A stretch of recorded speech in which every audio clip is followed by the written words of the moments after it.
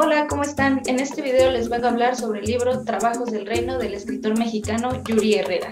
Primeramente, he de decir que con el puro título del libro no me llamó la atención. Sin embargo, saber que es un libro escrito por un mexicano y aparte que es un libro con una buena puntuación por parte de los lectores en redes sociales, hizo que abriera mi mente y comenzara a leerlo con gusto. Entonces, bueno, la historia comienza con Lobo, un hombre sin familia que era un compositor de corridos que vivía día tras día en cantinas cantando personas para ganar dinero. Un día Lobo estaba en una cantina cantando para unos borrachos y se encuentra con el rey.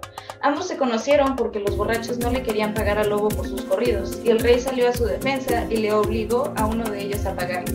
Desde ese momento la vida de Lobo cambió totalmente, gracias a ese preciso e inesperado encuentro con el rey, pues a partir de ahí él se convirtió en el artista del reino. Ya todos lo conocían como el artista, no como Lobo. Él podía pasear por el palacio del rey y gozaba de los placeres y lujos que le pudiera otorgar el lugar. Y a partir de aquí es donde se desarrolla la historia. Es decir, que si bien es un libro de fácil lectura, no es tan fácil de entender, pues el narrador, que en este caso está en tercera persona, no es muy claro con los acontecimientos y suele dejarse varias cosillas al aire que posiblemente sí son mencionadas, pero no de una manera muy precisa, como que muy ambigua, por así decirlo. Por ejemplo, casi al inicio de la historia se menciona de una fiesta que el rey hace y es donde el lobo se filtra para poder cantar sus corridos y apantallar al rey. Yo al principio no había entendido que el rey formaba parte de un cártel de narcotraficantes.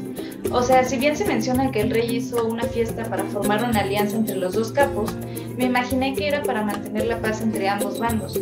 Pero después se menciona por parte de la niña, una mujer que su mano fue otorgada por el rey al lobo, que en esta fiesta no se logró dicha alianza, porque alguien estaba metiendo diferente merca al palacio. Aquí fue cuando reaccioné y comprendí que el rey también formaba parte de ellos, y al no lograr esta alianza con los capos, es lo que generó todas las matanzas y problemas futuros que se desarrollan a lo largo de la historia del libro. He de decir que hay varios aspectos del libro que no me agradaron lo suficiente. Uno de ellos es que considero que no es un libro descriptivo, no suele describirse detalladamente cómo son los lugares o incluso las personas. En el único personaje que se detalló un poquito más, y con razón al ser el protagonista, fue en Lobo, el hombre creativo, talentoso, con una devoción y respeto enorme al rey, lo suficiente como para hacer trampa y verlo ganar. Del rey se menciona que es desde una perspectiva del lobo, el hombre que le ayuda al pueblo, ya sea con comida, dinero, joyas o un techo para vivir. En el caso del lobo le ayudó con todas esas, además en aquella cantina para que le pagaran. Se menciona a la niña como tierna, con necesidad de amor, pero con el paso de la historia también se denota su carácter al ponerse celosa de cualquiera. La cualquiera es la mujer, hija de la bruja, que llega al palacio y de la que se enamora Lobo. Se menciona al periodista, que desde mi perspectiva era un buen hombre que ayudó a Lobo a sentirse cómodo en el palacio, e incluso al darle libros para que los leyera y así platicar con Lobo, me hizo encariñarme un poco más con el personaje, por lo que sí me pegó el final que se le dio al mismo. En cuanto a la atmósfera del libro, es algo que se puede imaginar por lo que ocurre con los personajes, no porque el narrador lo mencione. Por ejemplo, al principio de la historia yo percibí una atmósfera cálida y de alegría. Esto al estar Lobo en el palacio viviendo una mejor vida comparada a la que tenía antes. Pero después, cuando comienzan los conflictos y ataques directos a personas cercanas al rey, se siente una atmósfera tensa, de confusión y desesperación por parte de todos los personajes. Incluso yo me sentí un poco impaciente al no saber quién era la persona que estaba causando tan trágicas situaciones. Esa es otra situación que no me gustó. Se tiene un final abierto. No se menciona específicamente quién es el que hizo todo ese desgorre. Si hablamos de lo que yo pienso, mi conclusión fue que el heredero los mató.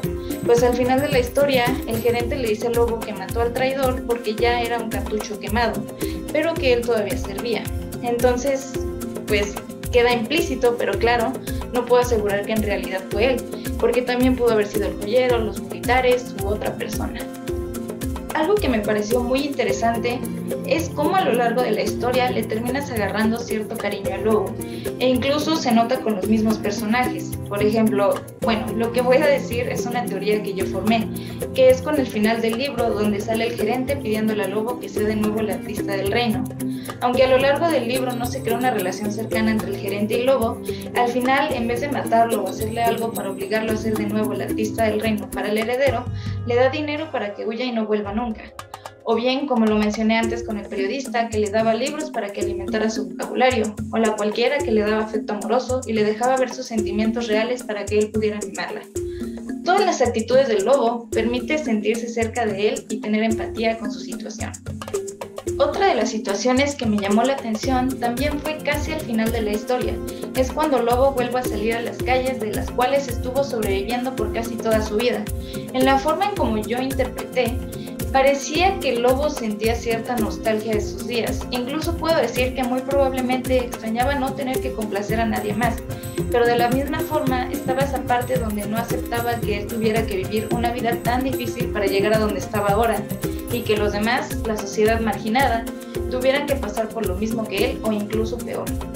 Desde el inicio de la historia hasta el final se nota ese contraste de la idea que Lobo tenía del rey.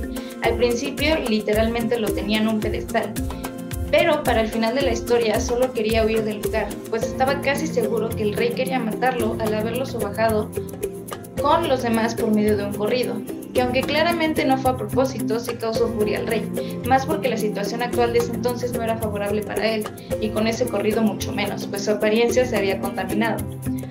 Algo que es importante decir y que considero que forma parte fundamental del final del libro es que aunque el lobo se dio cuenta un poco tarde de esto, es que cualquiera que comenzara a formar parte de la vida del rey y que le permitiera permanecer en el palacio perdían su soberanía. Todo lo que era de ellos se convertía del rey para ser usado a su conveniencia. En este caso, los corridos del lobo ya le pertenecían al rey. Incluso él mismo cambió, pasó de ser lobo a ser el artista. Al final es cuando Lobo se da cuenta y huye del palacio. Pero bueno, sin duda es un libro diferente a lo que había leído antes. Siento que necesito leerlo unas veces más para poder comprender mejor la historia y cada capítulo de ella. Pero bueno, si tienen la oportunidad de leerlo, estaría excelente. No lo olviden, Trabajos del Reino de Yuri Herrera.